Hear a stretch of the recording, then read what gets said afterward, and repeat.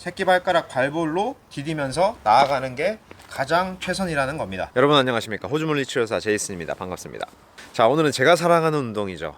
달리기에 대해서 한번 알아볼 텐데, 특히 착지 방법에 대해서 말들이 많습니다. 그래서 오늘 그 논란을 이 학다리로다가 제대로 한번 끝내보겠습니다.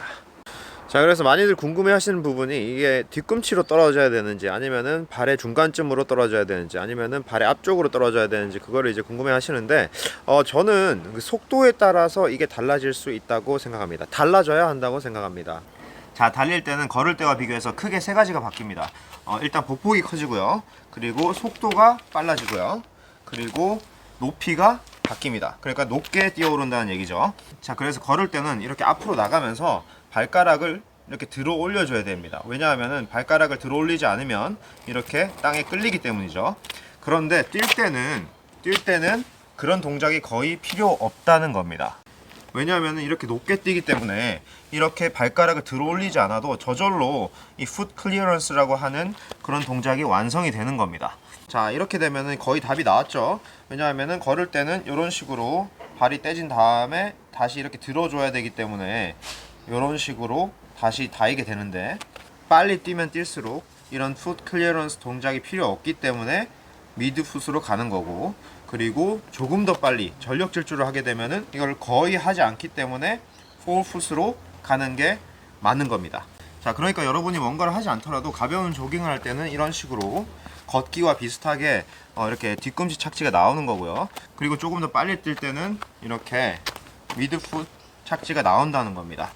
그리고 전력 질주를 할 때는 이런 식의 동작이 필요가 없기 때문에 거의 이제 포풋으로만 계속 착지가 되고 또 바로 나가고 이런 식이죠. 그러니까 이렇게 속도에 따라서 자연스럽게 레어풋, 미드풋, 포풋으로 간다는 거죠. 자, 그런데 여기서 원칙이 있습니다. 제가 달릴 때는 보폭이 커지고 더 빨리 가게 되고 더 높게 가게 된다고 했습니다. 그런데 한 발로 그런 속도와 높이를 다 받아내야 되기 때문에 이 중둔근의 역할이 훨씬 더 중요합니다. 제가 항상 말씀드리는 중둔근의 역할이 중요한데, 이게 중둔근이 약해지게 되면은 땅을 디딜 때 충격 때문에 이런 식으로 떨어지게 되죠. 이런 식으로 골반이 내려가게 되면 이제 무릎에 문제가 생기고 발목에 문제가 생길 수가 있는 겁니다. 자, 제가 중둔근을 사용하려면은 발의 뒤꿈치와 외측에 체중이 실려야 된다고 말씀을 드렸었습니다. 그래서 착지를 할 때도 이런 원칙이 지켜져야 되는데, 뒤꿈치로 착지할 때는 당연히 뒤꿈치부터 닿고 발의 외측이 닿고, 그리고 여기 이제 나이키 마크 쪽 엄지발가락과 두 번째 발가락 쪽으로 이렇게 밀고 나가는 거죠.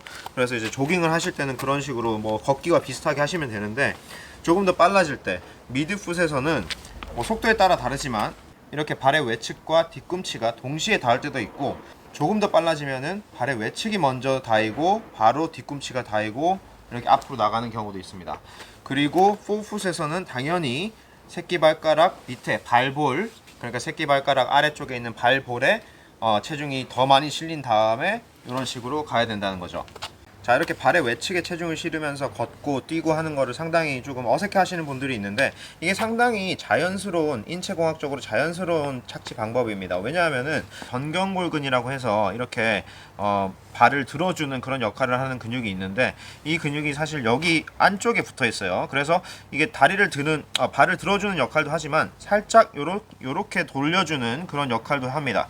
그래서 이 근육이 사용이 되면은 발을 지면에 닿지 않도록 들어줄 수가 있는데, 이렇게 드는 동작에서 살짝 이런 식으로 엄지발가락 쪽이 더 많이 들린다는 거죠. 그리고 새끼발가락은 밑으로 내려가고, 그래서 풋 클리어런스를 하게 되면은 저절로 지금 발의 외측이 먼저 가까운 쪽에, 지면에 가까운 쪽에 있는다는 겁니다. 그래서 이쪽으로 떨어질 수밖에 없다는 거죠.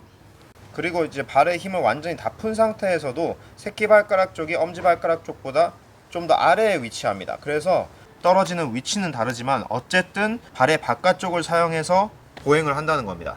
자, 그래서 전체적으로 발의 모습을 한번 보여드리면은 11자가 아니라 살짝 5도 정도 보는 거는 걷기와 똑같습니다. 자, 그 상태에서 천천히 달릴 때는 이렇게 차고 나오면서 이렇게 정경골근을 사용해서 이렇게 들어주죠. 들어준 다음에 뒤꿈치가 닿고, 그리고 발의 외측이 닿고, 그런 다음에 이 엄지발가락과 이제 두 번째 발가락 요 사이로 체중이 이동을 하는 거죠. 그래서 아치 쪽과 엄지발가락 밑에 있는 그 발볼에는 체중이 그렇게 많이 실리지 않습니다.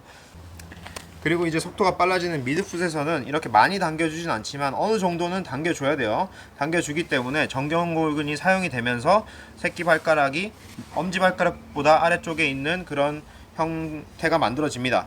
그러면서 이제 발의 외측과 또 뒤꿈치가 같이 동시에 닿이거나 여기서 먼저 떨어지고 뒤꿈치가 바로 떨어지고 그리고 앞으로 나가주는 그런 형태가 되겠죠.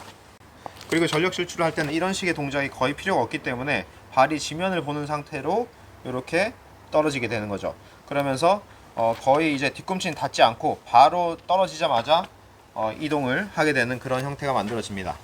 자, 이 발의 가운데쯤으로 떨어지는 것이 뒤꿈치로 떨어지는 것보다 좋은 점이 뭐냐면은 이 가운데쯤으로 떨어진다는 말은 이제 조금 더 발의 앞쪽으로 떨어진다는 말이 되잖아요. 그죠? 조금 더 발의 앞쪽에 착지하기 때문에 이 대퇴 근육을 활성화시킬 확률이 높아집니다.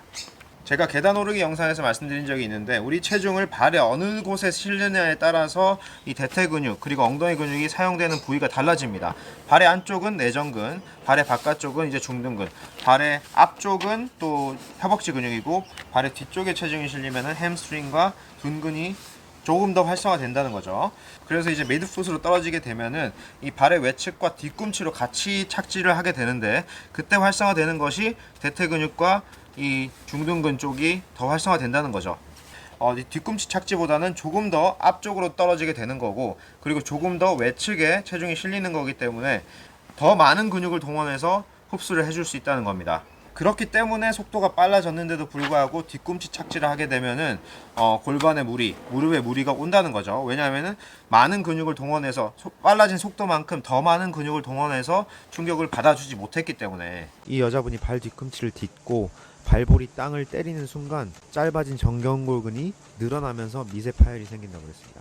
그러면 전력 질주를 할 때는 속도가 더 빠르기 때문에 더 많은 근육이 동원돼야 되는데 왜 여기로만, 왜 발볼로만 뛰느냐 이렇게 질문을 하실 수가 있는데 100m 달리기를 빨리 뛰려면은 발을 많이 차야 되고 그리고 발을 많이 차려면은 발이 땅에 닿아 있는 시간 자체를 줄여야 됩니다. 그렇기 때문에 뒤꿈치가 닿을 시간 자체가 없어요. 그러면서 이렇게 빨리 통통통통 튀어나가는 형식으로 가야 되는데 그래서 이렇게 좁은 면적으로만 디디면서도 전력 질주를 할 수 있을 만큼 몸이 튼튼해야 된다는 거고 그 와중에서도 이렇게 좁은 면적으로 받아내려면은 이 골반의 안정성을 제공을 하려면은 중둔근이 사용돼야 되기 때문에 이렇게 디딜 때도 어쨌든 이 발의 외측으로 새끼발가락 발볼로 디디면서 나아가는 게 가장 최선이라는 겁니다. 그래서 나는 그 느낌이 뭔지 잘 모르겠다 하시는 분들은 이런 식으로 옆으로 한번 뛰어보세요. 이런 식으로. 자, 이런 식으로 여기서 여기까지 뛸 때 생긴 속도가 지금 이렇게 제어가 되면서 발의 외측에 체중이 더 많이 실리게 됩니다. 그런 다음에 이렇게 밀어주게 되면은 이렇게 발의 외측에 실리는 그런 체중의 느낌을 조금 더 잘 이해하실 수가 있어요. 그걸 이해하신 다음에 조금씩 고폭을 줄이면서, 그러니까 좌우의 폭을 줄이면서 그런 느낌을 계속 살려 나가시는 거죠. 자, 그래서 이런 식으로 지그재그로 움직이는 폭 자체를 좁혀가면서 연습을 하시다 보면은 걷기에서도 연습을 하실 수가 있고요. 걷기도 이런 식으로 간다고 말씀드렸죠.